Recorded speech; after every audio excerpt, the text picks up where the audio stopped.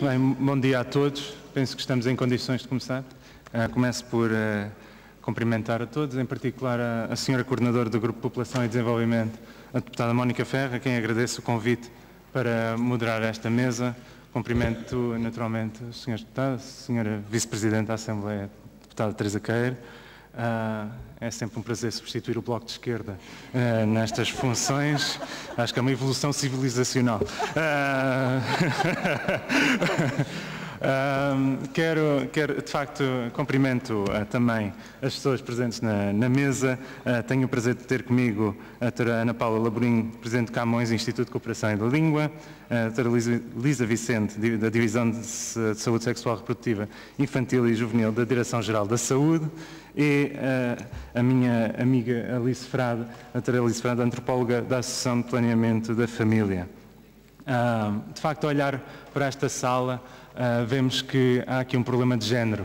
E também tenho que cumprimentar naturalmente o Benedict do FNUAP e a senhora Embaixadora Catarina Furtado. É um prazer também ter a vossa presença aqui. E olhando para esta sala, temos de facto um problema de género e de facto em questões de desenvolvimento quase que precisamos de cotas para homens, mas a verdade é que quando olhamos para as questões e nomeadamente na área política, quando são áreas que envolvem mais dar do que receber, normalmente temos mais mulheres na sala. E, portanto, dizer que não há diferenças entre homens e mulheres é, de facto, ignorar uma questão essencial. E, de facto, louvo-vos, todos vós, em cada uma dos vossos esforços e entidades, pelo trabalho que desempenham. Para mim, como médico, como deputado, mas, sobretudo, como cidadão, é um prazer poder estar aqui. E só tive acesso ao relatório hoje, ontem à noite ainda não estava disponível, e tenho que, de facto, felicitar o FNUAP e os autores do relatório, porque, de facto, finalmente há uma tónica importante naquilo que eles chamam do Rights-Based Approach, numa abordagem baseada em direitos, que, ao contrário do que o nome possa sugerir, implica uma visão cada vez mais centralizada, colocando o ser humano no centro de toda a ação, uma abordagem individualizada sobre o ser humano e numa maior responsabilização dessa pessoa enquanto agente ativo no desenvolvimento dos objetivos do desenvolvimento. Eu acho que esta é uma inflexão importante e que nós, de facto, devemos registar. Eu acho que é uma mudança, até num momento de crise e de austeridade, particularmente importante e que registro com muito agrado.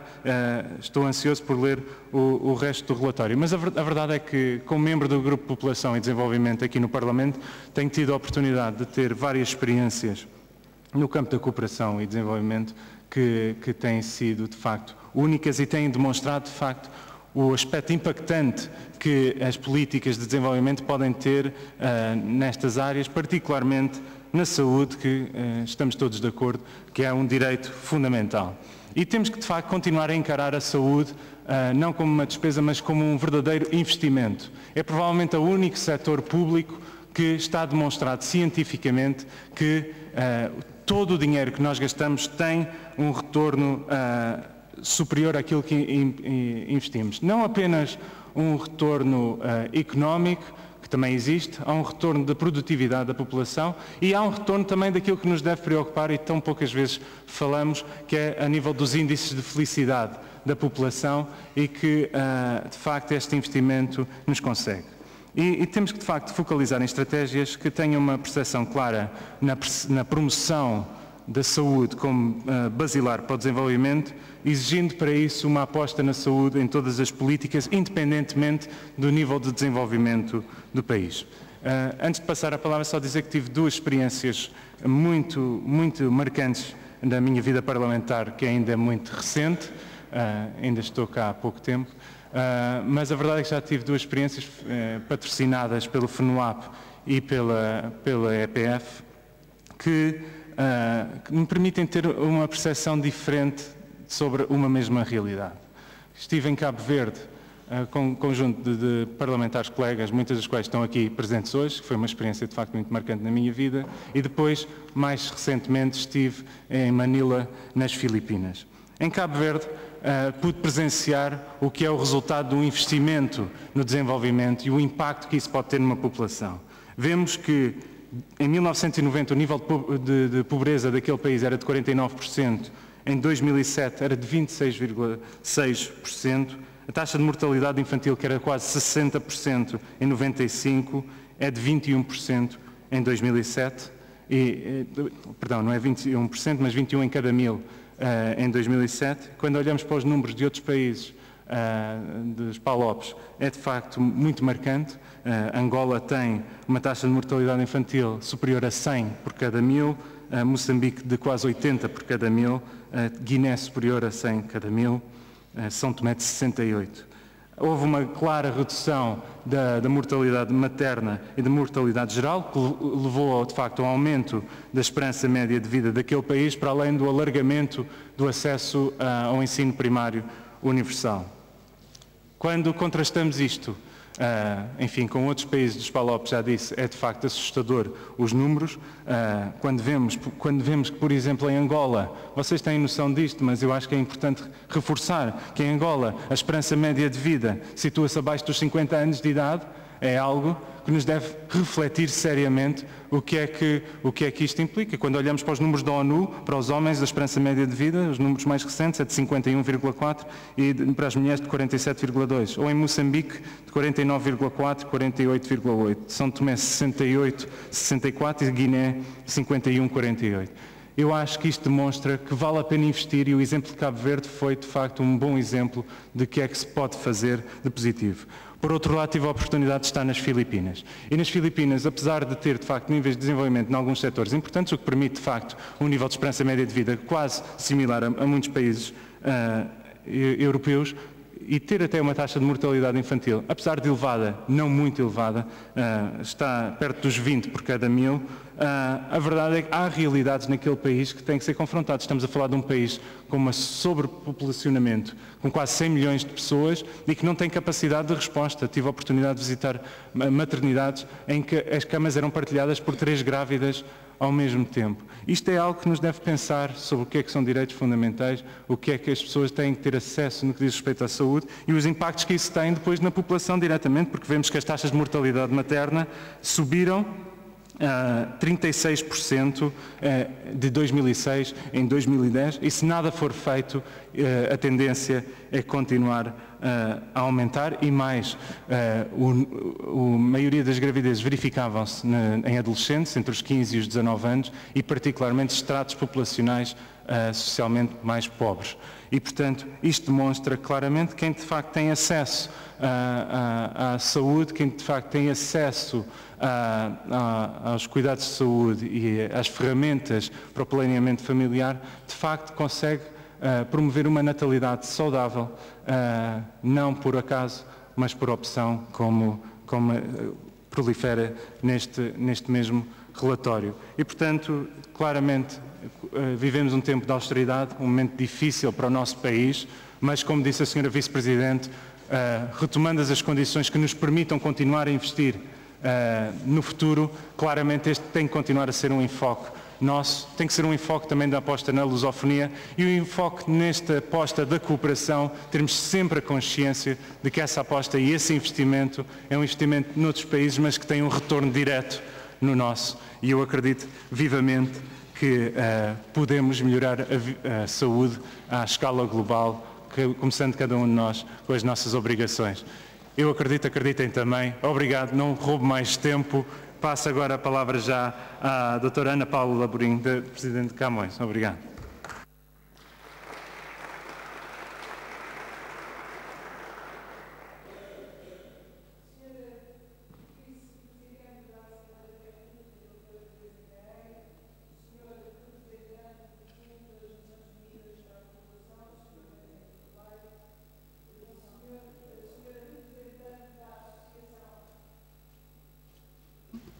Senhora representante da Associação para o Planeamento da Família, doutora Sara Sereno, senhora embaixadora da Boa Vontade do FNUAP, doutora Catarina Furtado, senhores deputados do Grupo Parlamentar Português sobre População e Desenvolvimento, que saúdo na pessoa da sua coordenadora, doutora Mónica Ferro, senhor deputado Ricardo Batista Leite, presidente desta mesa e caros colegas desta tão ilustre mesa, senhores deputados, distintos oradores, caros convidados.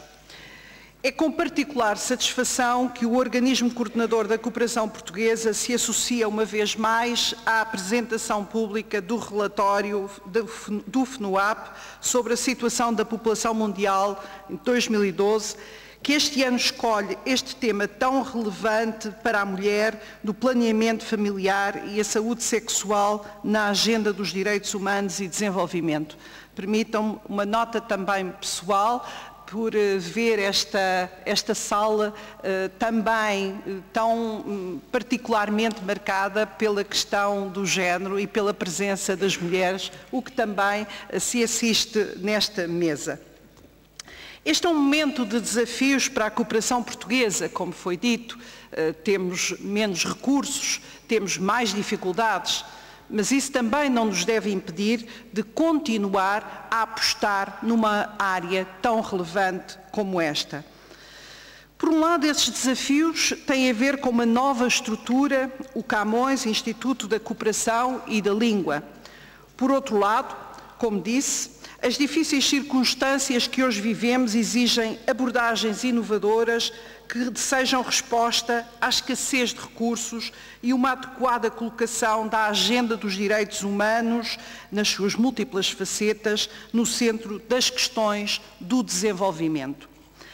A arquitetura global da ajuda também mudou e novas parcerias de desenvolvimento estão a ser estabelecidas entre os países, sejam eles mais ricos, sejam eles mais pobres, membros do CAD ou não, e entre as organizações onde tem um papel crescente o setor privado, as fundações e a sociedade civil.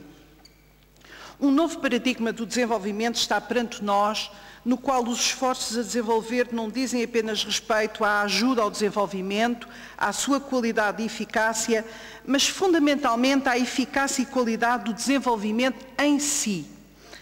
Portugal tem um protocolo de cooperação com o FNUAP desde maio de 2007, que prevê o reforço das relações entre as partes, visando a sua cooperação continuada na condução de programas de ajuda, projetos e atividades, troca de informação e de conhecimentos técnicos, assistência técnica e outras matérias de interesse que possam vir a ser identificadas. Para além de contribuições financeiras voluntárias, a implementação deste protocolo tem tido uma perspectiva bi-multi refletida no projeto de apoio aos cuidados obstétricos e neonatais de urgência na Guiné-Bissau. Entre 2007 e 2013, o projeto tem um orçamento previsto de 1.500.000 euros, cujo financiamento tem vindo a ser assegurado em 50% pela nossa instituição. Nesta ocasião, realço também, se me permitem, a parceria com a Associação para o Planeamento da Família, que em Portugal tem sido um parceiro inestimável no lançamento dos diferentes relatórios sobre a situação da população mundial deste Fundo das Nações Unidas.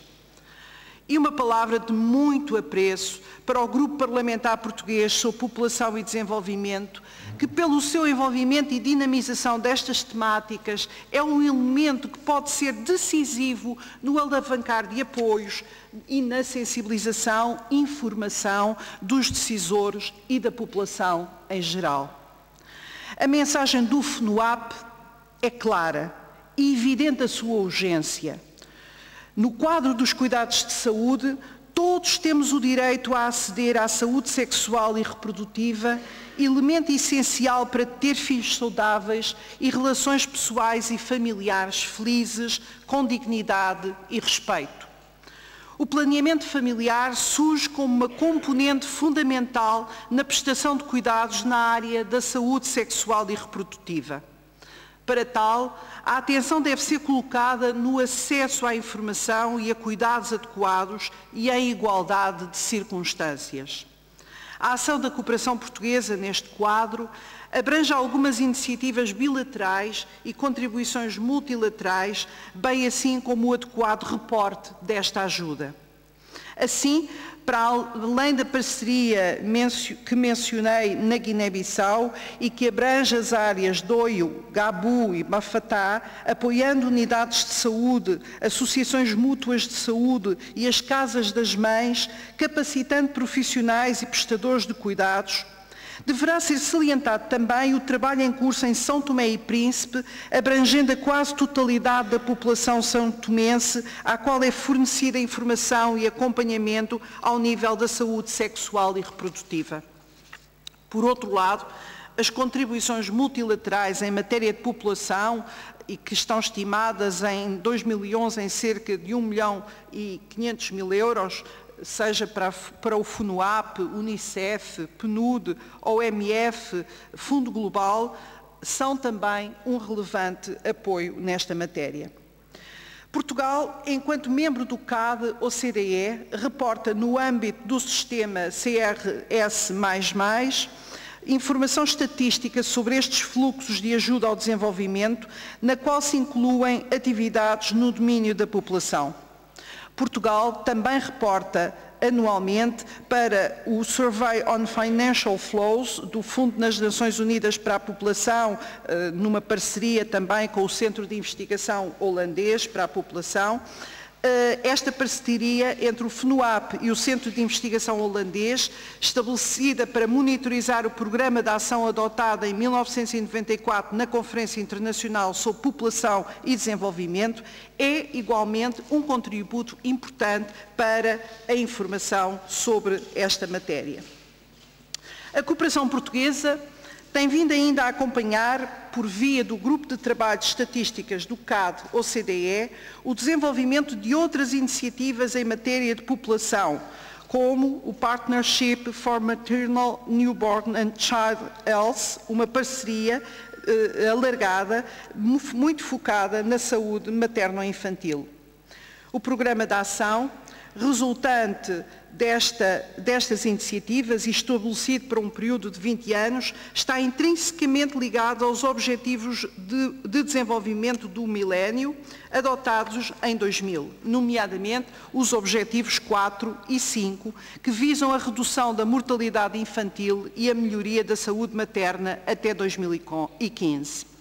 Em paralelo, esta matéria é ainda acompanhada no âmbito da Agenda sobre a Eficácia da Ajuda, sobretudo após a Declaração de Busan, Declaração de 2011, onde Portugal endossou o Plano de Ação para a Igualdade do Género. Estes instrumentos estatísticos são essenciais, não só no âmbito de todo um processo de transparência e responsabilização, como para identificar gaps de ação e de financiamento e para apoiar as tomadas de decisão. A área da saúde sexual e reprodutiva, e neste contexto do planeamento familiar, é de facto uma área onde a interseção entre as escolhas individuais e as opções coletivas é mais clara. Efetivamente, mulheres e jovens com saúde e que têm o poder e os meios para tomar suas próprias decisões sobre quando ter filhos e quantos filhos ter, são mais capazes de contribuir para o desenvolvimento das suas sociedades. Trata-se de um desenvolvimento sustentado e, sem dúvida, um grande objetivo de atuação que a cooperação portuguesa assume e continuará a apoiar. Muito obrigada.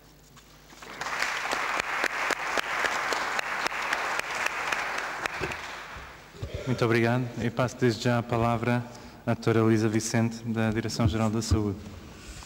Não sei se eu consigo falar.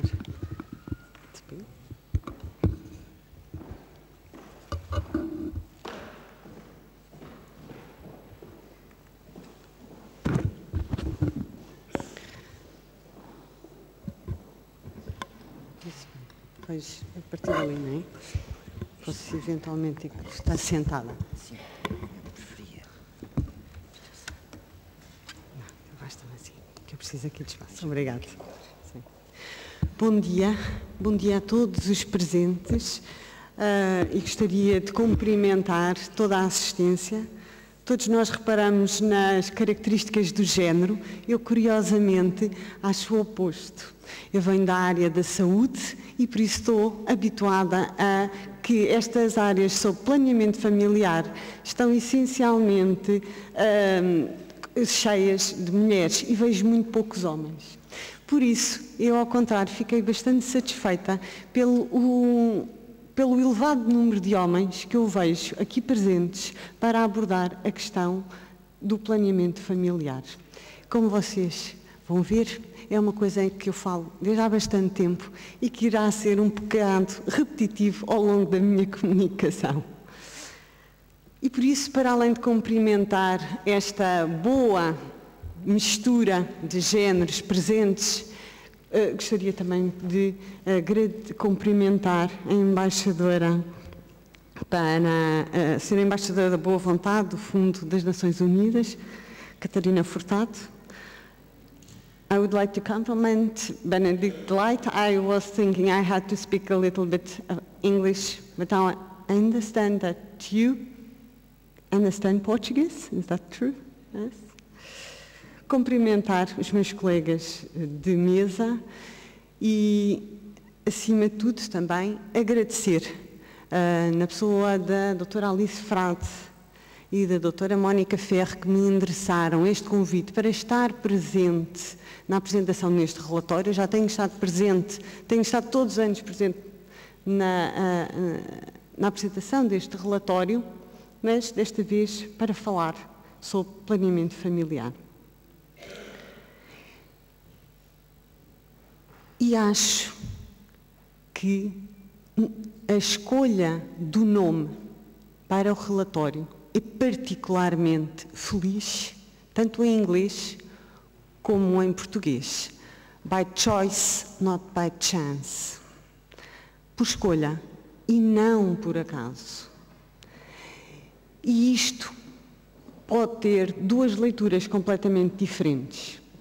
Existem cenários no mundo, existem zonas no mundo, como já foi referido, em que não existe escolha. A possibilidade de escolha está limitada pela falta de acesso a técnicos, por falta de acesso a meios, por falta de informação, e isso faz toda a diferença. Mas este título também faz muito sentido em países desenvolvidos e faz sentido em Portugal, neste momento histórico, porque o que nós construímos terá de ser por escolha e não por acaso.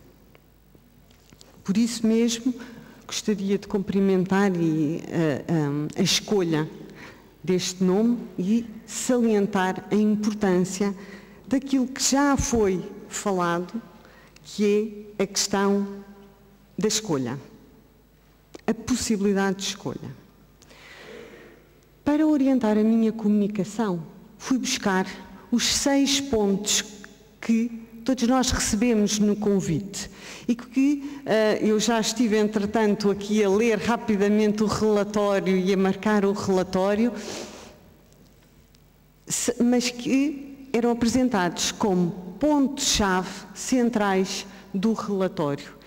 E usei, por isso, estes pontos para orientar a minha comunicação, que versa essencialmente sobre a escolha contraceptiva, a escolha reprodutiva em Portugal e no mundo, neste momento. O planeamento familiar diz respeito a todos, homens e mulheres. Constitui um direito individual, se bem que muitas vezes nós temos a sensação e muitas vezes o planeamento familiar é abordado como se fosse um dever ou uma responsabilidade do indivíduo perante a sociedade. E as pessoas são consideradas responsáveis ou irresponsáveis, dependendo das escolhas que fazem ou não fazem. E eu penso que esse facto deriva de um aspecto claramente demonstrado no último século e que é o planeamento familiar. A contracepção tem um profundo impacto, de fazer ou não fazer, na saúde pública, nos custos económicos, nos custos sociais, no desenvolvimento de uma sociedade.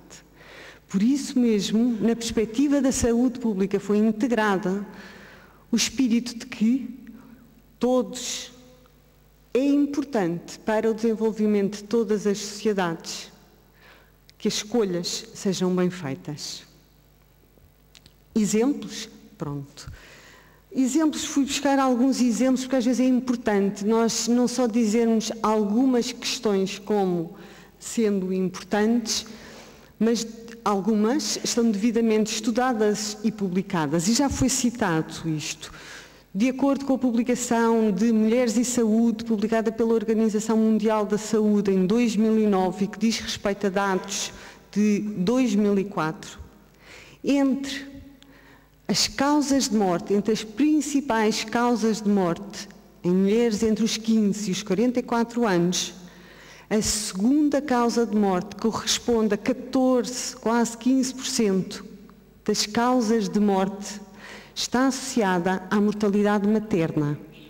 E isto quer dizer, em relação a mortes relacionadas com a gravidez, com o parto, com o puerpério e com o aborto. A primeira causa de morte, e que é de 19%, tem a ver com a infecção VIH-Sida, que também está associada claramente à saúde sexual e reprodutiva e à questão da sexualidade não protegida.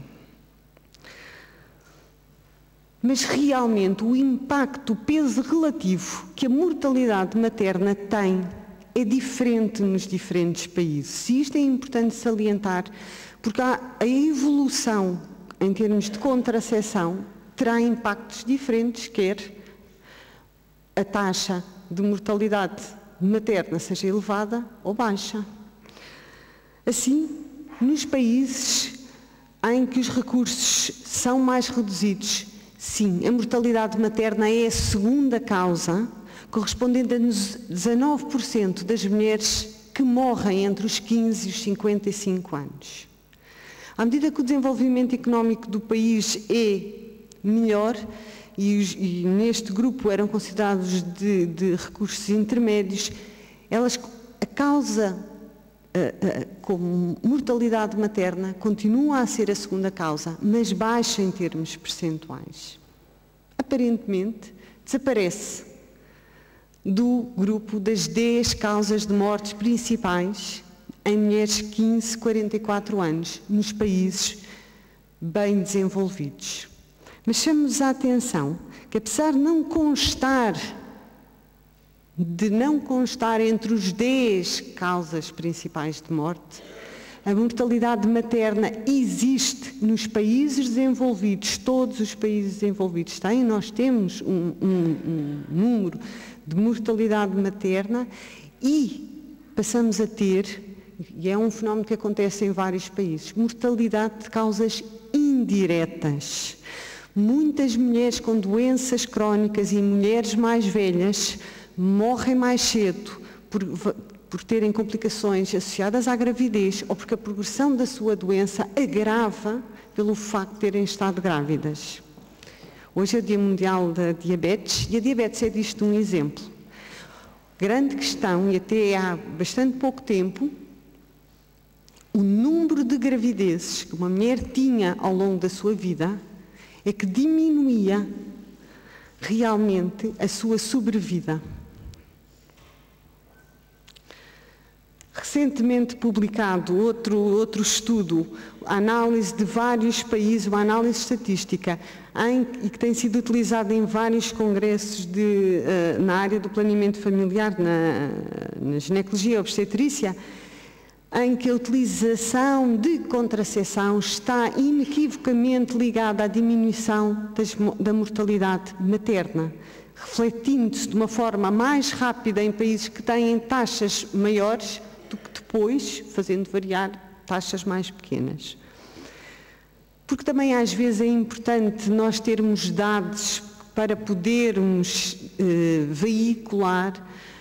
Exemplo, esta página do Countdown 2015 de Europe, onde estão acessíveis, e corresponde a um consórcio, penso eu, que todos vós conhecerão, um consórcio de organizações não governamentais para o planeamento familiar, trabalha-se especificamente a área de planeamento familiar, que tem publicado e que tem disponível online páginas com informação que pode ser utilizada sobre esta questão do planeamento familiar, a mortalidade e o seu impacto.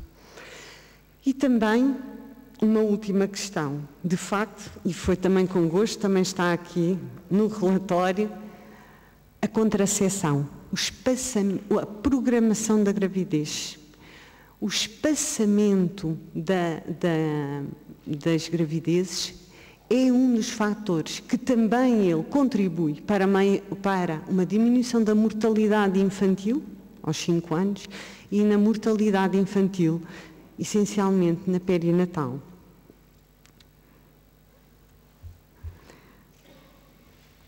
Mas para além desta primeira questão, que é planeamento familiar, tem uma tradução, tem impacto a nível social e económico das sociedades. A verdade é que é um direito individual de mulheres e de homens. E por isso é que e já encontrei que realmente está bastante realçado,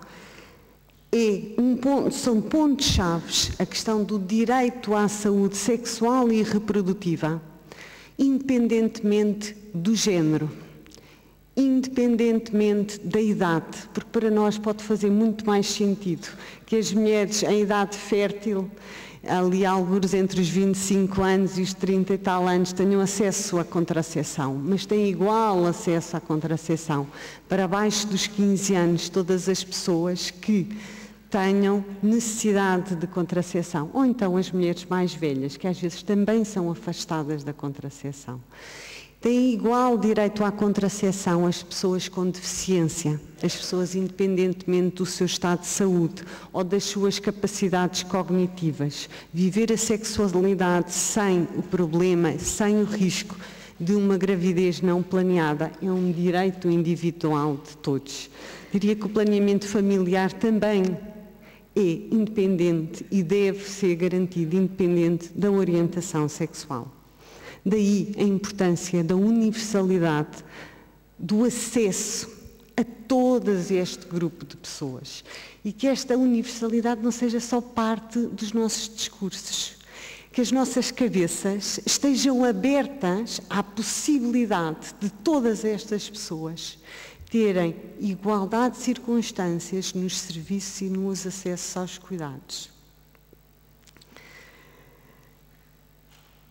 E este aspecto, tal como já foi frisado, esta mudança de paradigma vem centrada no indivíduo e nos direitos individuais de ter ou não ter filhos, de poder usufruir uma vida sexual que se utiliza muitas vezes como satisfatória, mas se calhar uma vida sexual com prazer, independentemente da idade, independentemente do género, sexo e orientação, devem ser consagradas e passaram a estar consagradas desde esta altura. Não estão ainda, às vezes, como eu costumo dizer, no nosso coração dos técnicos.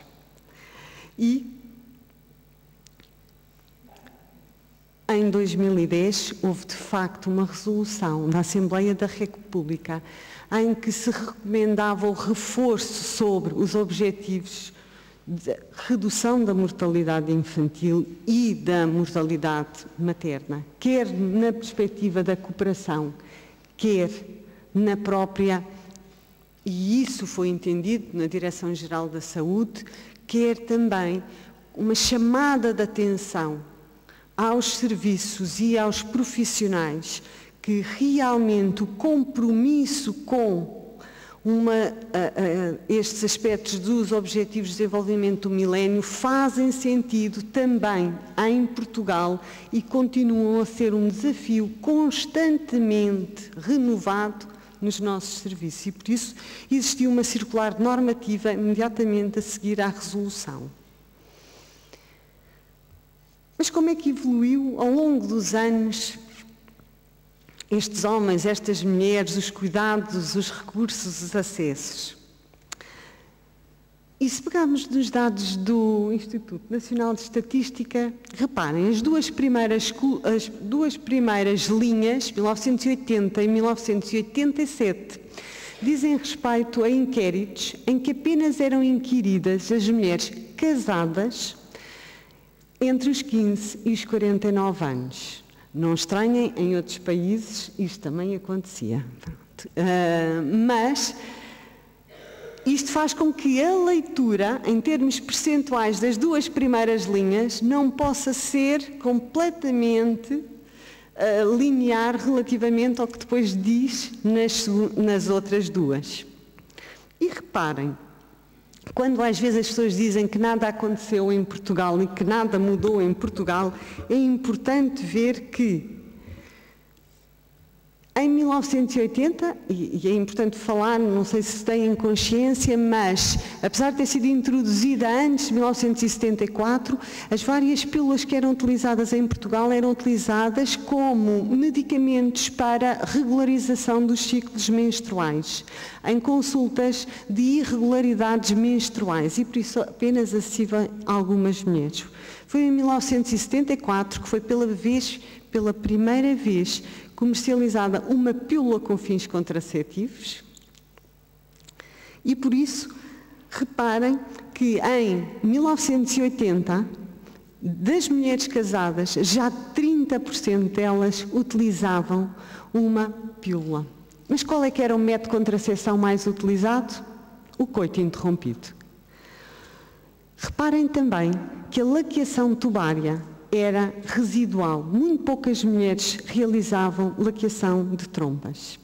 Posso-vos dizer, porque até esta altura, muito próximo desta altura, e eu quando comecei a trabalhar ainda vi essas folhas, era preciso autorização expressa do marido para que uma mulher pudesse realizar uma laqueação de trompas. Depois, como podem ver, em 1987, nós vamos assistindo, e nos anos subsequentes, nós vamos assistindo aqui um aumento da utilização da pílula como método contraceptivo. Isto não é verdade para todos os países. Por exemplo, a nossa vizinha Espanha, que evoluiu de uma forma semelhante em termos políticos também, enquanto que em Portugal foram introduzidas, e até em grande parte através da APF, as consultas das irregularidades menstruais, e por isso a contracepção chegava via tratamento das irregularidades menstruais. Em Espanha chegou através de uma campanha do preservativo, tanto usa ele como usa ela. Por isso em Espanha se utiliza muito mais o preservativo e muito menos a pílula. Em Portugal, daqui esta tradição, que não é verdade para todos os outros países europeus, mas que é uma característica portuguesa, como francesa, alemã. Então assiste progressivamente ao aumento da utilização da pílula, mas também a um aumento da utilização do dispositivo, um método de longa duração, da laqueação das trompas e do preservativo.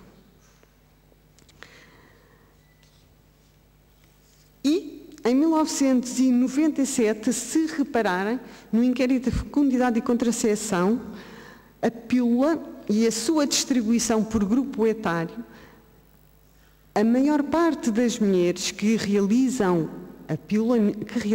pílula em 1997 encontravam-se no grupo dos 25, 29 anos e que entre as mais novas, 15, 19, cerca de metade utilizava a pílula. Posso-vos dizer que tem sido crescente a utilização da pílula neste grupo etário.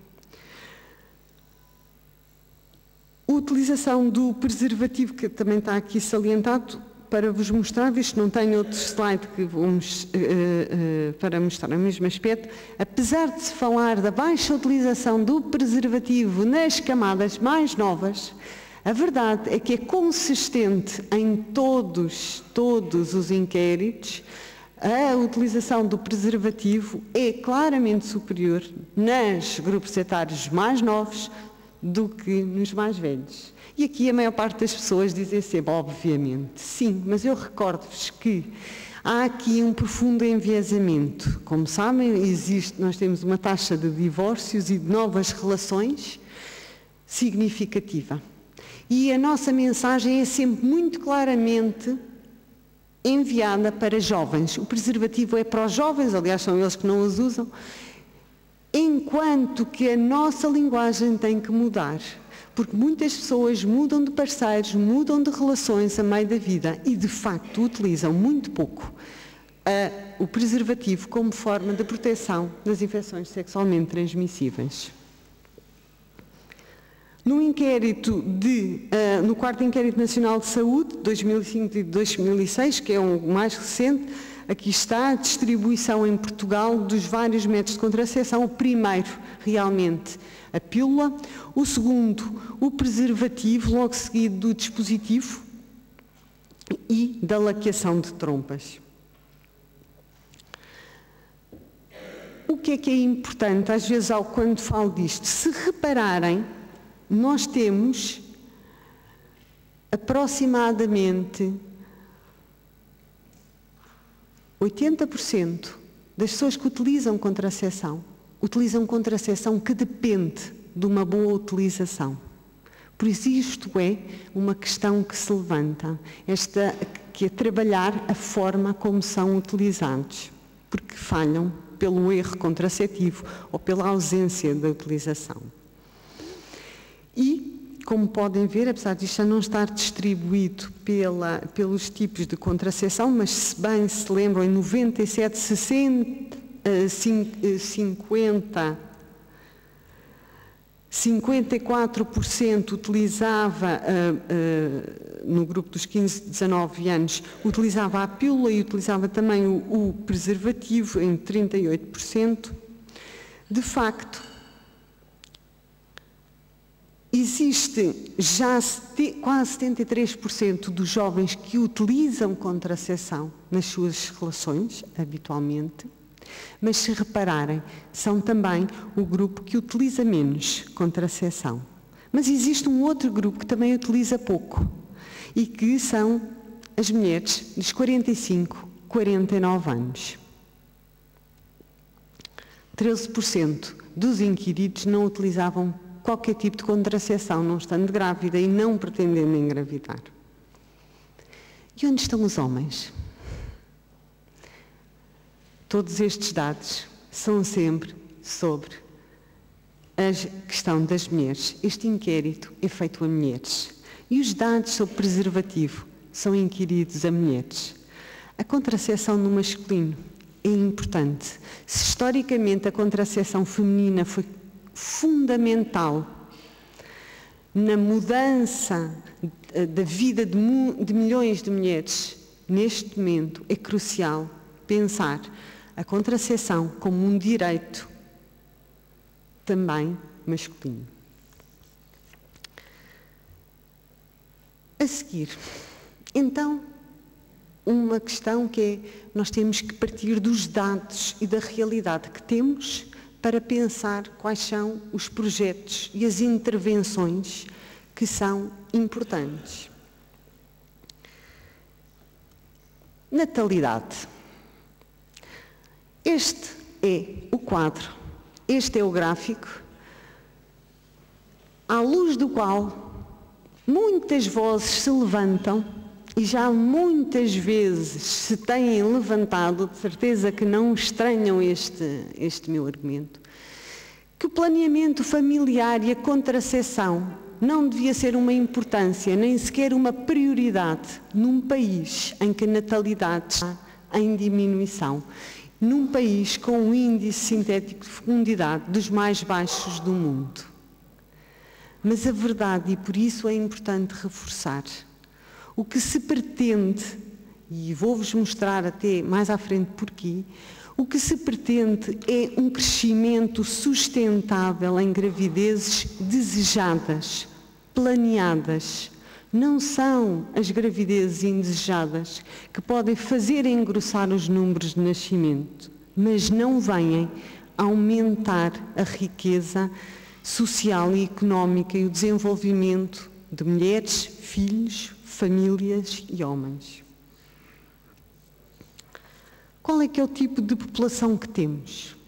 Nós somos um país com cerca de 10 milhões, e estão os dados provisórios referentes à população residente em 2011 em Portugal. 10 milhões e 500 mil, das quais mais de metade são mulheres. E 22% da população feminina encontra-se entre os 15 e os 49 anos, aquele indicador que nós utilizamos como a idade fértil, se bem que hajam mulheres abaixo e acima da idade fértil. Mas se olharmos para as mulheres em idade fértil e tomarmos como referência os 15-49, 50% das mulheres estão entre os 35 e os 49 anos. Posso-vos dizer que em 2009 era 1/3, esta mesma proporção. E isto tem implicações na forma como nós pensamos a saúde e as necessidades de saúde. Esta população não é a mesma população que nós tínhamos em 1980. Em termos de contracepção, de facto, a vida sexual pode-se iniciar mais cedo, mas também os vários técnicos reconhecem a necessidade da contracepção ser necessário começar mais precocemente. Por isso as mulheres fazem contracepção desde mais cedo, engravidam mais tarde, estão mais anos a fazer contracepção e fazem contracepção até muito mais tarde, porque antigamente nós próprios médicos abandonávamos as mulheres da contracepção por receio em termos de médicos.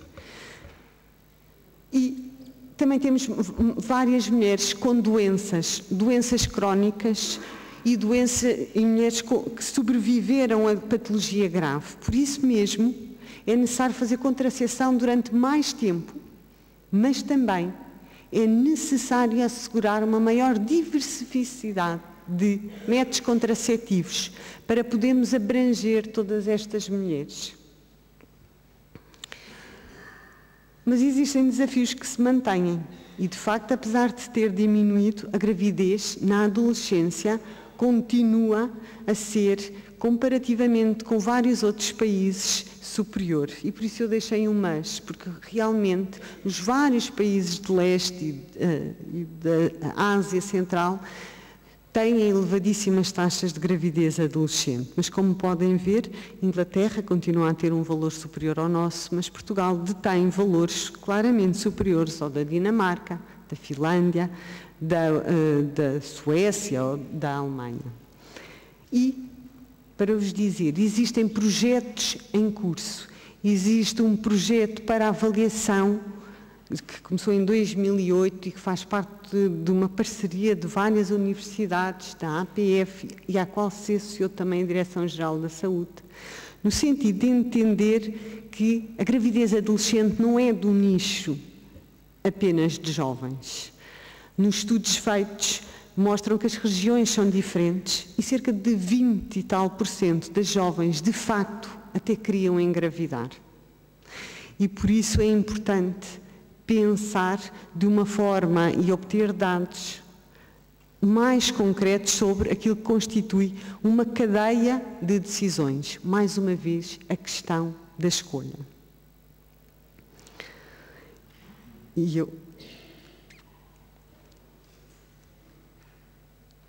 Mas temos as mulheres também mais velhas. O novo desafio, porque, de facto, temos que contemplar um conjunto de necessidades que aumenta estatisticamente a infertilidade, as malformações, as complicações. Antigamente, nós proibíamos algumas mulheres de engravidar. os cuidados de saúde terem melhorado para várias doenças tem feito que muitas mulheres que antigamente não chegavam à idade fértil ou que não podiam sequer fazer contracepção ou engravidar neste momento podem e têm direito a uma gravidez.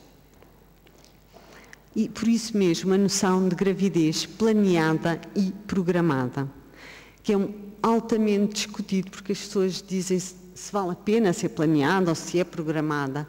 Mas a grande questão é que em termos de saúde, particularmente se nós pensarmos em mulheres com doenças, e quando temos mulheres mais velhas a engravidar, não sabemos se não temos mulheres com doenças, é importante ver se está tudo bem antes de engravidar. E num estudo que foi lançado do Instituto Nacional de Saúde, Dr. Ricardo Jorge, e do próprio Divisão da Saúde Reprodutiva, em 2011, foram integradas questões sobre o que é que as mulheres consideravam importante em termos de saúde. E reparem que entre as mulheres que respondiam entre os 18 e os 55 anos, naquelas que tinham tido apenas uma gravidez, 75% tinham planeado a gravidez. Há quem leia estes números como bastante grande. Sim. Mas, se repararem, 25% delas não planearam a gravidez. E se nós atentarmos nas mulheres que tinham mais do que uma gravidez, 1/3 das mulheres não planearam a sua gravidez. E existia uma questão. A gravidez foi bem aceite por um, pelo outro, não foi bem aceito por um ou não foi bem aceito pelos dois. 17% das gravidezes não era bem aceite por nenhum dos parceiros, naquelas que não tinham sido planeadas. E isto às vezes não conta, não transparece nas estatísticas. Por isso mesmo está em curso, durante o ano 2012, um questionário na rede de médicos sentinela sobre a gravidez planeada ou não, a sua aceitação e qual o desfecho, para percebermos melhor o que é entendido como importante para as várias mulheres e homens em Portugal. E por último, eu sei que já estou no crossline, só um desafio para, isto diz aqui em pequeno, start a dialogue. De começar um diálogo. É só desafiar-vos a mostrar uma coisa. Visto que estão aqui vários decisores políticos e vários decisores técnicos, no fundo, eu vou-vos mostrar um pequeno exemplo. Disponibilização da contracepção de emergência. De facto, neste aspecto, Portugal, como em vários outros aspectos do planeamento familiar, está honrosamente na linha da frente europeia, em termos legislativos e em termos técnicos e de acessibilidade a métodos. De facto, está consagrada a venda livre em farmácia. Por exemplo, em Itália isso não é possível. É distribuída gratuitamente em consultas de planeamento familiar e em urgências, em tempo útil e sendo considerado prioritário em termos de saúde, isto de acordo com a Lei 12 de 2011.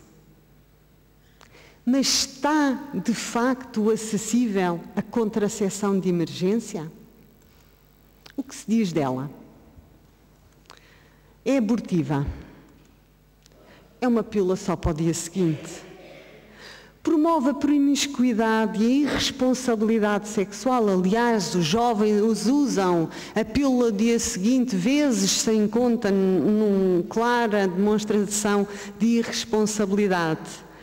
Tem todas as contraindicações e faz tanto mal quanto as outras pílulas.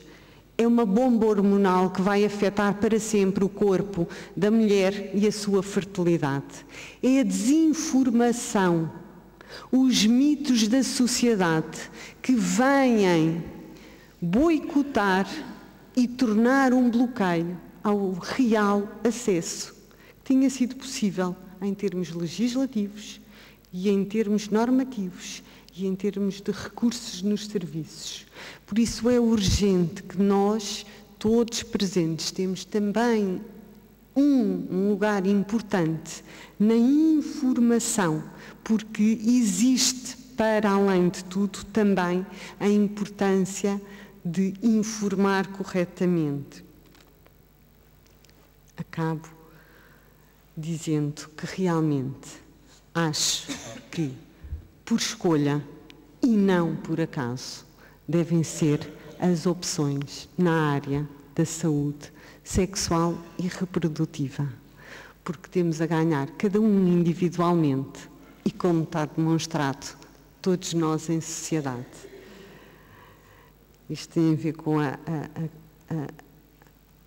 questão de que eu acho que isto é um desafio constante, constantemente renovado, e estas palavras de 2010 estão cada vez mais atuais, e como sempre, para homens e para mulheres.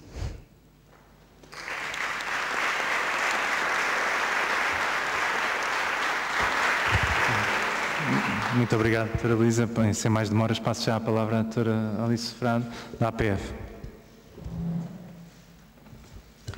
Bom dia a todos e a todas.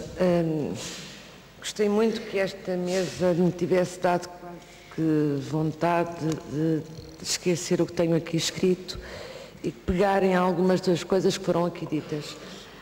Mas como isso seria um desafio para mim, e eu não tenho, nem eu nem muitos de nós, temos já tempos para desafios, passo desde já a dizer que gostaria muito que, quando visse as próximas edições das sessões plenárias da Assembleia da República, conseguisse ver a mesma distribuição de género. Ou seja, o que acontece, como sabemos, é que, de facto, nesta apresentação do relatório, ao que parece, eu não consigo contar, há mais mulheres presentes do que homens. Quando nós olhamos para o hemiciclo, para as sessões plenárias, nós vimos exatamente o contrário, muito mais homens do que mulheres, e não há, de facto, o tal gender balance de que muitos recuperamos.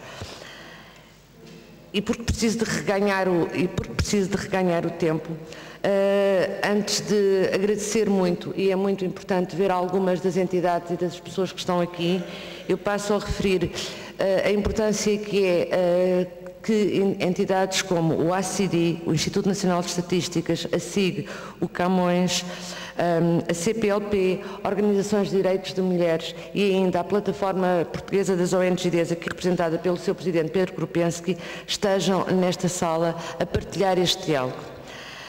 Mas era impossível estar aqui e falar sem agradecer especificamente a cada um dos deputados e deputadas que integram o Grupo Parlamentar Português sobre População e Desenvolvimento e que estão presentes nesta sala. Não vou dar nenhuma ordem especial, a não ser aquela que me foi surgindo no papel.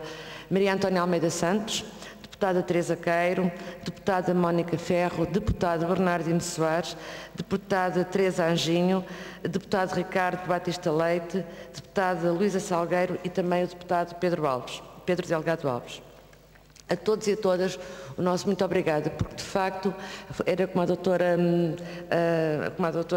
Ana Paula Lebrinho dizia, se não fosse este grupo parlamentar português sobre população e desenvolvimento a existir com uma agenda própria, se calhar muitos destes temas não estariam presentes até na cooperação portuguesa. E isso é de facto algo muito importante. A cultura política também se vê através da capacidade de diálogo entre os vários setores do país. Um diálogo descomplexado, assente em dados validados e nos desafios que os direitos humanos colocam diariamente aos países, nomeadamente aos governos, aos parlamentos, aos vários atores da sociedade civil, com especial atenção para as organizações não governamentais. E à sua capacidade de saber, quer a nível científico, quer também ao nível do saber fazer, passando pelo reconhecimento da importância da participação, quer porque é reconhecida por quadros legislativos, quer porque são formas organizadas de cidadãos e cidadãs de um determinado país em torno de uma causa comum. Quando falamos de cultura, e desculpem lá, mas como a minha formação de base é a antropologia, Não podemos deixar, é importante dizer que estamos aqui muito longe, quer dos discursos do relativismo cultural, porque até os antropólogos já se esqueceram do relativismo cultural e dizem que não há relativismo cultural quando os direitos humanos estão em causa. Frequentemente nós assistimos a quadros da área da decisão técnica e política invocarem a questão da cultura como um impedimento ao desenvolvimento. Esqueçam, já nem os antropólogos falam disso. Estamos, portanto, longe dos discursos etnocêntricos ou dos recém-empreendedorismos político-económicos de sobrevivência própria, que ainda permanecem alguns discursos e práticas distantes das realidades das pessoas. Defendemos, sim, uma cultura de direitos humanos porque os reconhecemos como referencial de civilização. Os direitos fundamentais, como o direito à saúde, não são direitos subsidiários, são universais e, como tal, reconhecidos e firmados pelos Estados. Pelo que denominadores comuns ao desenvolvimento, como o planeamento familiar ou a igualdade de género, não são requisitos essenciais, são, aliás, requisitos essenciais do diálogo político em prol de cada uma e de todas as pessoas, sem qualquer oportunismo de linguagem ou em defesa de causa própria.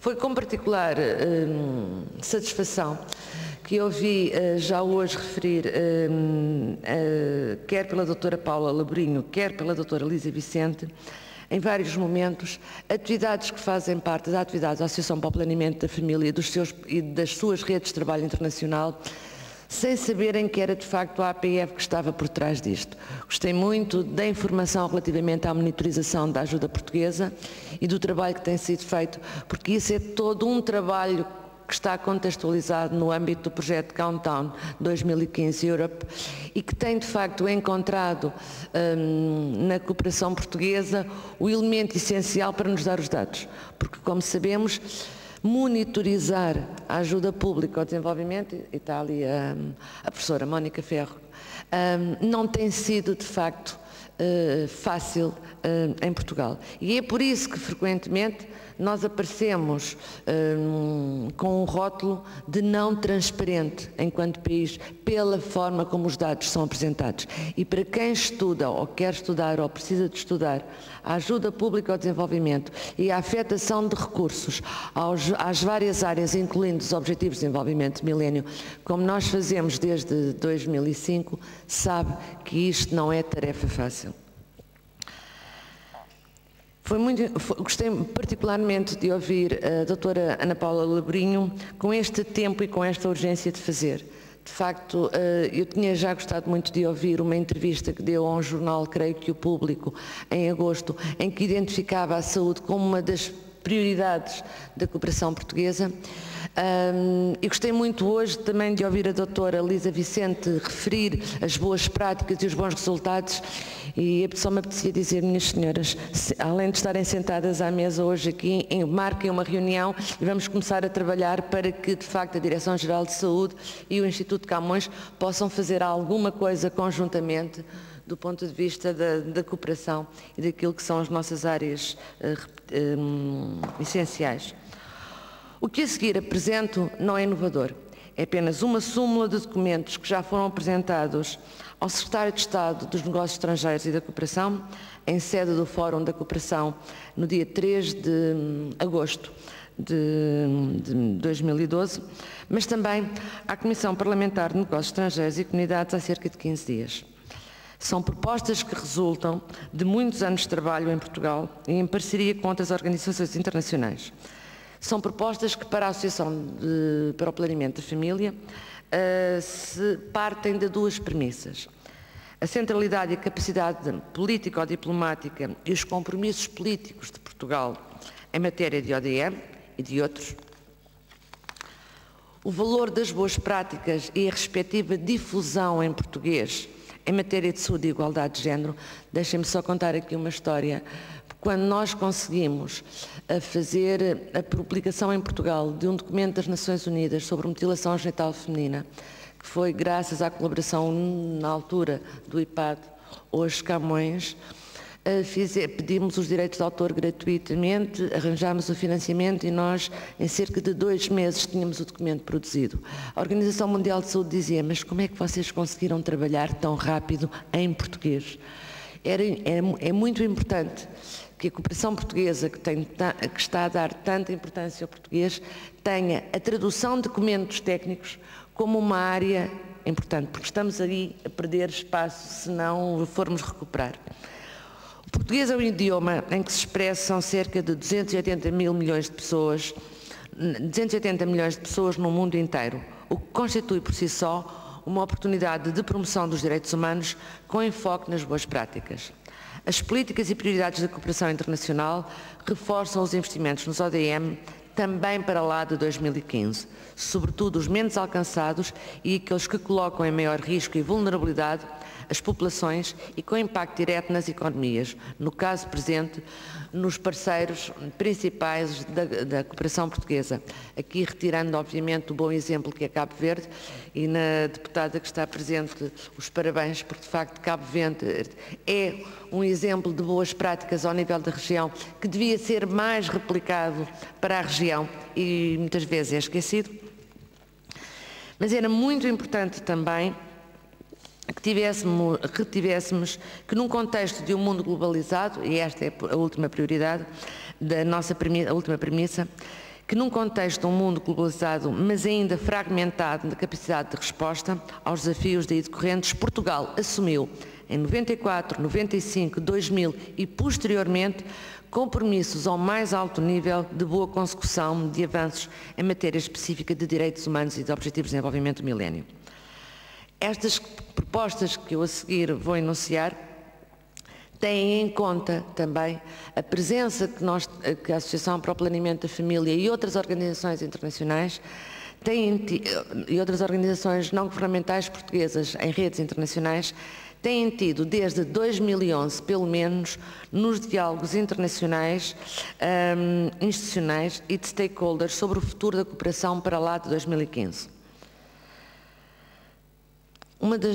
Vou passar a enunciar que a saúde sexual e reprodutiva, incluindo o planeamento familiar e a igualdade de género, integra o discurso, mas sobretudo a praxis política e técnica de representantes ministeriais e setoriais de Portugal nas reuniões, nas negociações, cimeiras e conferências, incluindo de alto nível, bi e multilateral, onde Portugal participa. Que o Governo e o Parlamento aumentem a cooperação para o desenvolvimento, sobretudo na área do apoio financeiro para a saúde e para o planeamento familiar. Isto promoverá o desenvolvimento económico, reduzirá os custos gerais do sistema de saúde e aumentará a autonomia, produtividade e poder de compra e participação de mulheres adultas e jovens dos países. Que o Governo assuma a centralidade das pessoas e dos seus direitos humanos nos processos promotores de coerência e de prioridades de cooperação, nomeadamente prioridade às necessidades das populações e pessoas em maior vulnerabilidade e risco, incluindo, como já aqui foi referido, as práticas tradicionais nefastas, os casamentos forçados ou os crimes de honra. Que se apoie a integração de serviços relacionados com o planeamento familiar e com o VIH-Sida. Que se trabalhe com os governos dos países receptores e parceiros da cooperação portuguesa para desenvolver e apoiar políticas e programas com o objetivo de melhorar e valorizar o papel social das mulheres. Que o Governo assuma na política externa que a dinâmica populacional e o planeamento familiar voluntário deverão ser reconhecidos como aspectos essenciais do desenvolvimento sustentável, em conformidade, aliás, com os 3 pilares do desenvolvimento referidos, por exemplo, pelo Primeiro-Ministro no discurso da Conferência de Rio+20. Que o Governo ainda assuma, com base nas boas práticas reconhecidas em diálogo com a sociedade civil e demais agentes da decisão política, liderança para que sejam tomadas medidas que visem a coesão e coerência das políticas de acordo com normas, compromissos, mecanismos e os principais documentos internacionais de direitos humanos.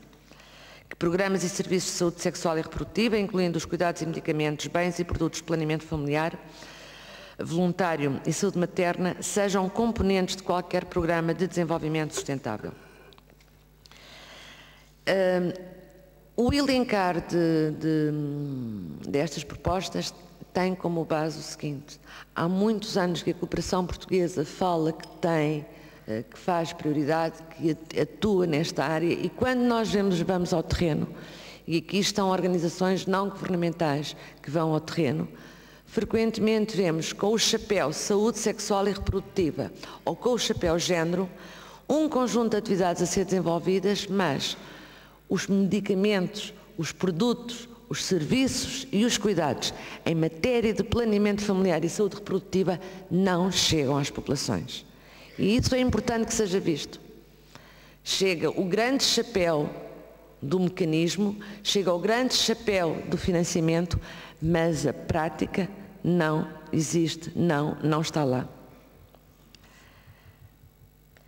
Não vou continuar a elencar tudo isto porque senão não ficaríamos com tempo para o coffee break e está a chegar a hora exata da apresentação do relatório. Mas quero por último lembrar que o sucesso e eficácia das políticas de cooperação em matéria de desenvolvimento depende muito mais de uma verdadeira vontade política dos países e da formação dos seus decisores técnicos em matéria de direitos humanos do que da existência de instrumentos de coordenação ao nível técnico e político. Sem a vontade política e a necessária coerência, estes instrumentos têm o seu potencial de impacto limitado. Há quem passe pela floresta e só veja lenha queimada. Essa não deve ser nem pode ser o desafio da cooperação portuguesa em matéria de direitos humanos, sobretudo o direito humano à saúde. Chega de desafios e reptos, inovações e novos paradigmas. Façamos o que é preciso ser feito e o que é mais certo fazer. Investir onde há retorno no curto e longo prazo. Investir nas pessoas. Não somos apenas responsáveis, como dizia Molière, pelo aquilo que fizemos, mas sobretudo pelo que deixamos de fazer quando sabemos, sobretudo, aquilo que é necessário fazer.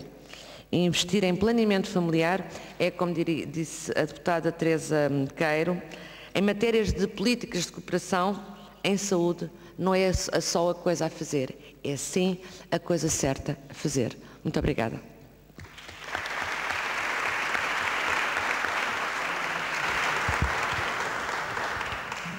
Bem, agradeço a todos, apenas como, fazendo um resumo final então daquilo que ouvimos hoje. Começo por agradecer ao último slide da doutora Elisa Vicente, que, salvo erro, eram duas casas de banho, né, de homem e mulher, com duas imagens clássicas do homem e da mulher, ao contrário do que muitas vezes se vê nos restaurantes hoje em dia, em que são imagens tão modernas que eu não sei em que porta entrar, que me tem levado a situações muito embaraçosas, confesso.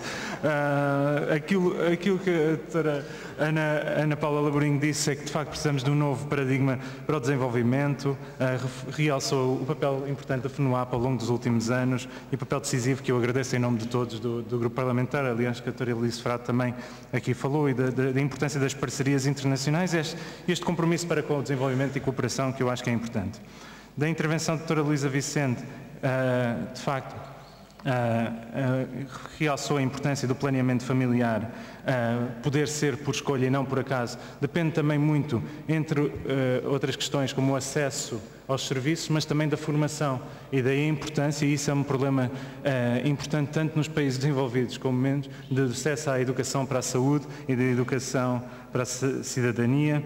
A questão de se realçar aqui, este é um aspecto que eu acho que é importante e que o relatório realça, do combate contínuo à mortalidade materna evitável e da mortalidade infantil evitável, o que demonstra que, ao contrário do que muitas vezes passa, isto são medidas de promoção da vida e não o inverso. E esse é um aspecto que eu considero que são importantes. Eu acho que o facto do inquérito ter sido feito apenas a mulheres casadas é demonstrativo também de uma lógica que foi dominante durante muitos anos. Aliás, o relatório fala aqui na importância sobre medidas dirigidas para as franjas de mulheres não casadas.